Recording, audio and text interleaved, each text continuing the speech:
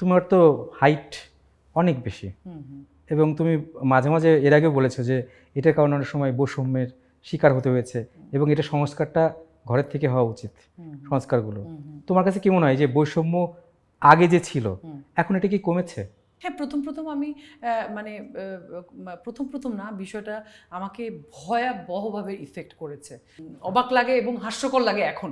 এই প্রশ্নটা তুমি যদি আমাকে 4 বছর আগে করতে, আমি হয়তো এখানে প্যানিক অ্যাটাক হয়ে কান্নাকাটি করে হয়তো দম টম আটকা চোখ টোক উল্টায় পড়তাম আর কি, এরকম সিচুয়েশন হয়তো তুমি যদি আমাকে 4 বছর আগে এই কোয়েশ্চেন করতাম।